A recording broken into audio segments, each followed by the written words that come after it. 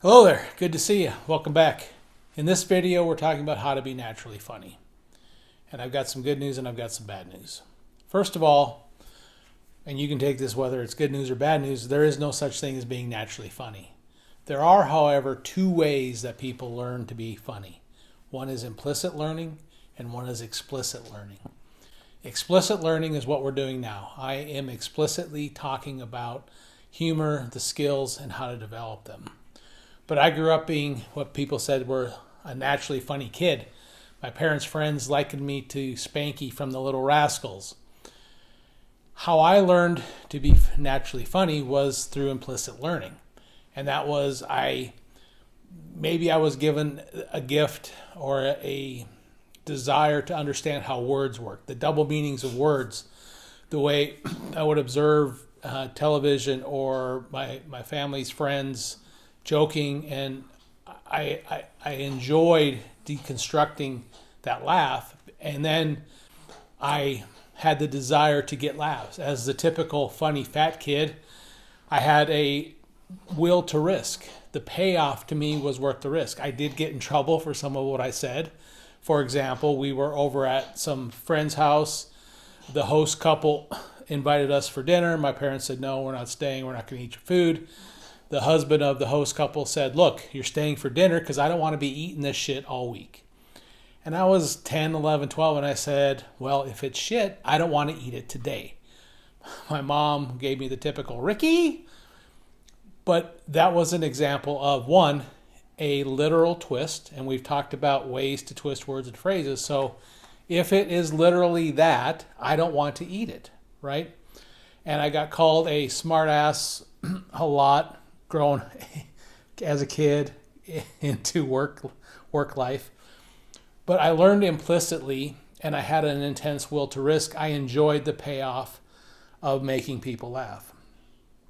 Other people may have had that same desire, that same awareness of how humor worked, but maybe they were scolded, shut down, and weren't encouraged, or worse, were punished for having that will to risk and trying to see what happened. All right, so understand, there's implicit learning and there's an explicit learning. And then there is the sheer act of practice. People who are a natural at something, like Michael Jordan, Tiger Woods, pick anybody at the top of their game, they are better and they appear natural because of the sheer amount of repetition.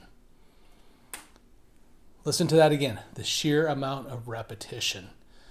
The writer of the comic strip, Dilbert, said, I'm better at 99% of the people at table tennis because I practiced more than 99% of the people at table tennis. And he was referring to growing up with a table tennis ping pong table in his garage. What that means then is you have to have understanding of what to do. Well, that's what this channel is about. Listening and identifying what is the implicit meaning, what is the assumption, what is the expected to this statement or this question. And then identifying what is a way I could twist this to mean something else, generate that surprise, and get a laugh. That is the sheer atomic nature of what you need to practice. Listen, identify assumptions, expectations, right? And what is a typical response? And then twisting it to be something else. Now, how much do you need to practice, right?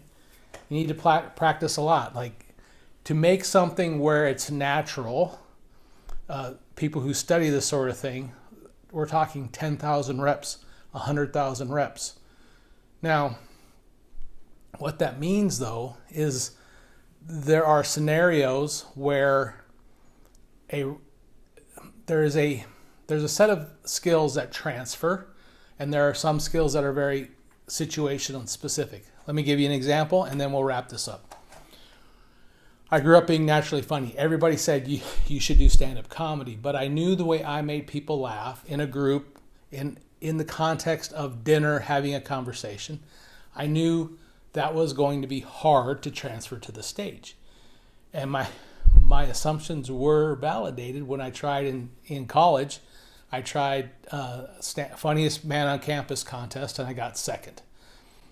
But later, when I had an opportunity to actually try stand-up comedy for real, I struggled, and no one was laughing. My humor, I had a hard time translating what I could do in a natural setting to the stage. And that's where I took classes, I took workshops, I studied, read books, and I struggled. And not until I found a mentor who was able to give me specific actionable ideas and structures that I began to see success there. But it still took a lot of reps, and over the course of 3 years, I finally landed some paid gigs. I actually ended up headlining. But then again, when I tried to translate that to speaking, public speaking, motivational speaking, from a comedy stage to a speaking stage, I struggled again. I wanted to win the humorous speaking contest, and I struggled 2 or 3 times, I don't remember, and I nearly quit. But then I went back to the drawing board and was like, okay, I know how to do this. And that's where I came up with the laugh generator process. It's in the book. I'll be talking more about it here on this channel. All right, so I've held you long enough. Hopefully you're still here. What I want you to understand is there's 2 types of learning: implicit, explicit, and then there's the will to risk and practice, and that's where you're at. You have the fundamental knowledge of what you need to be funnier. So start practicing. Wherever you go in the course of your day, you go to Starbucks to get a coffee and they say, what can I get started for you? It's like, I don't know, how about an IRA? Maybe they don't understand what IRA is. So maybe you say, I don't know, how about a retirement account? How about a job application? You know, sometimes you walk in and they go, what can I get for you today? Or what are you looking for today? It's like, well, what are you looking for today? Well, a reason to keep going, you know? So world peace, but if that doesn't work, maybe a cup of coffee. So understand there's opportunity to practice and again, identify, expected, assumed, twist it to be something else, and then the will to risk, the actual will to say it out loud. Maybe it works, maybe it doesn't, but every opportunity is a growth opportunity. And again, thank you for hanging with me till the end. I'm curious though, this channel exists for you. How can I help you? If you have questions, you want details on anything I've covered or things you would like me to cover, drop a comment, engage, and help me help you become a funnier you.